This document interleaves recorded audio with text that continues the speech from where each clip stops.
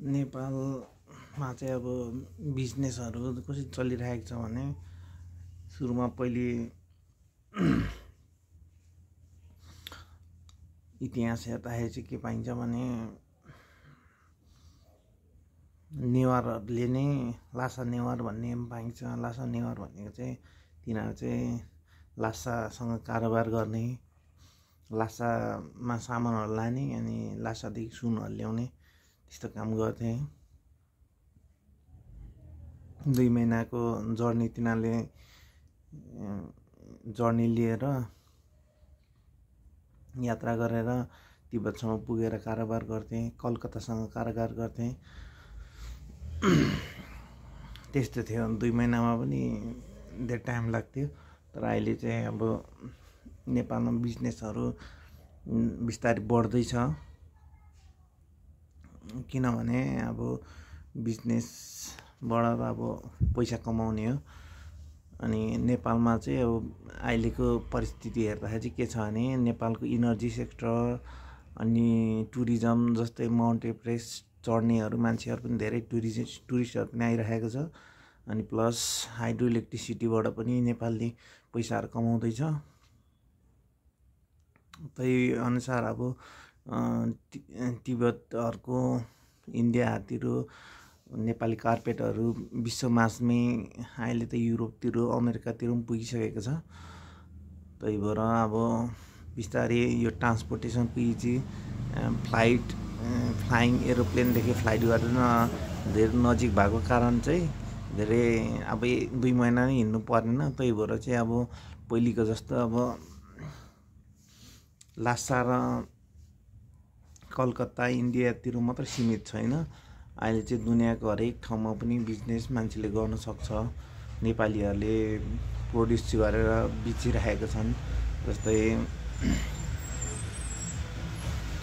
Agriculture प्रोडक्टहरू भयो,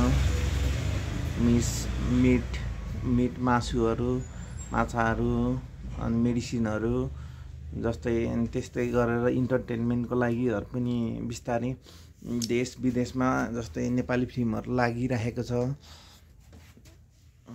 त्यही भएर चाहिँ अब नेपालीको बिजनेस सुरुमा हेर्दाखेरि चाहिँ के हुन्छ भने के पाइन्छ भने अब नेपाली ब्ल्याङ्केटहरू धेरै विदेशतिर इन्डियातिर खासातिर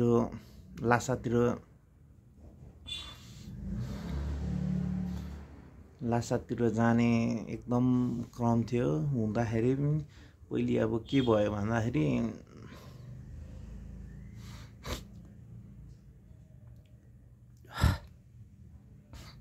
नेपाली प्रिन्सेस भृकुटी चाहिँ उता लासा तिब्बतको राजासँग राजकुमारसँग बिहा भएपछि चाहिँ त्यहाँदेखि चाहिँ व्यापार एकदम बढेको हो भन्ने चाहिँ भन्छन् इतिहासकारहरू। त्यही भएर अब हामीले बिजनेस आज गरिरहेको छौँ। यो बिजनेस चाहिँ अब कहाँदेखि स्टार्ट भएको रहेछ त नेपालीहरू सुरुमा बिजनेस धेरै ठुलो घर खानदान नै बिजनेस गर्नेहरू त नेवारहरू हुन्। अनि नेवारहरू चाहिँ पुस्तो पनि गर्दै आए। अनि लासा नेवार भनेर पनि त्यही नेवारीहरू नै गएकोहरू भृकुटी राजकुमारी भृकुटीसँग गएर चाहिँ यहाँको मूर्तिकला बुद्धिज्महरू त्यहाँनिर तिब्बतमा फैलाएको भृकुटी राजकुमारीको थ्रुबाट तिनीहरू सँगसँगै गएको नेवारहरूले चाहिँ व्यापार स्टार्ट गरेको भन्छ त्यहाँनिर। तर पहिले चाहिँ अब 2 महिना लाग्थ्यो। अहिले त अब त्यस्तो कन्डिसन छैन। जस्तै अब इजिली ट्रान्सपोर्टेसनहरू एभाइलेबलहरू छ, मिन्स अफ ट्रान्सपोर्टेसन एभाइलेबल छ।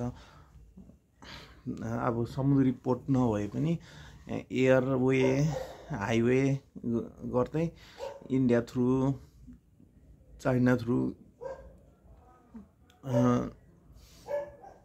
थ्रु चाहिँ अब सिपसँग समुद्रसँग कनेक्ट गरेर पनि मान्छेहरूले निकै व्यापार गरिरहेका छन्। अहिले चाहिँ नि नेपालको जस्तै इलेक्ट्रिसिटीमा भइरहेको विकासले गर्दाखेरि चाहिँ निकै मान्छेहरू खुसी छन्। तर अब यहाँनिर पनि नेपालमा पनि धेरै स्थिरता छैन।